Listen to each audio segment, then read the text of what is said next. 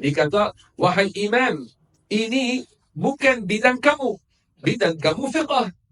Maka kata Imam Syafi'i, kita telah menekuni ini ilmu aqidah. Sebelum menekuni itu, iaitu ilmu fiqh. Para ulama besar daripada as-salaf as-salih. Imam kita, Imam Syafi'i radhiyallahu anhu, yang dia terkenal dalam bidang fiqh. Bila pada satu ketika dia berdebat dengan seorang tentang satu isu berkaitan dengan aqidah. Maka ada yang melihatnya berdebat dalam isu berkaitan dengan aqidah, dia kata, wahai imam, ini bukan bidang kamu fiqh. Maka kata Imam Syafi'i, atqanna hadha qabla dhak. Yani kita telah menekuni ini ilmu aqidah sebelum menekuni itu, iaitu ilmu fiqh. Al-Imam Syafi'i radhiyallahu anhu, walaupun dia sangat terkenal dalam fiqh, dalam ilmu fiqh, tetapi dia menekuni ilmu aqidah, ilmu tauhid sebelum menekuni ilmu fiqh. Dan beliau rahimahullah pernah berdebat dengan orang-orang sesat dan dia telah menjelaskan aqidah ahli sunnah wal jamaah yang benar. Antara cerita yang menunjukkan kekuatannya dan pemantapannya dalam ilmu aqidah apabila dia berdebat dengan seorang yang dinamakan Hafs al-Fard. Hafs al-Fard seorang sesat daripada golongan Mu'tazilah. Dia mengingkari kalam Allah Ta'ala yang azali. Dia mengingkari sifat kalam wal'iyadhu billah. Dan yang mengingkari kalam Allah Ta'ala yang azali, dia tidak beriman. Dia tidak beriman, tidak mengenal Allah Subhanahu wa Ta'ala.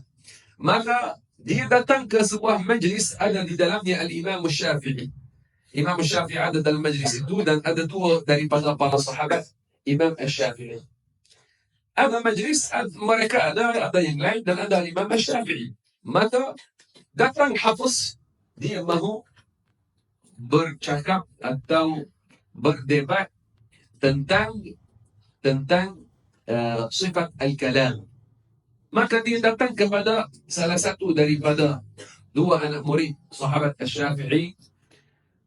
Dia mahu bercakap dengannya, maka dia tidak terima. Ditunjukkan kepada Imam Syafi'i. Dia kata, maknanya Imam Syafi'i ada di sini.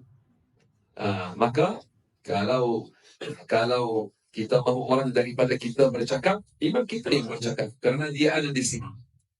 Kemudian dia pergi kepada yang kedua, dia cuma nak buka tajuk ini dengan dia, maka orang itu juga tidak mahu bercakap. Dia tunjuk kepada Imam Syafi'i. Maka Hafs itu dia pergi kepada Imam Syafi'i. Maka Imam Syafi'i berdebat dengannya, menunjukkan kepadanya dalil, bukti tentang kebenaran aqidah ahli sunnah wal jamaah. Kemudian pada akhirnya Al-Imam Syafi'i kata kepada Hafs al-Fard, laqad kafarta billahi al-azim. Yani kamu sudah jatuh dalam kekufuran, kamu dalam berkufur. Maka ini adalah ini antara kisah yang menunjukkan, dan ini diriwayatkan oleh Al-Baihaqi dan selainnya. Kisah ini menunjukkan bahawasanya Imam Syafi'i sendiri telah menggunakan ilmu aqidah dan menekuninya, bahkan berdebat menggunakan ilmu aqidah ini. Untuk sampai tahap berdebat menggunakan ilmu ini, maknanya Al-Imam Syafi'i sangat mantap dalam ilmu aqidah.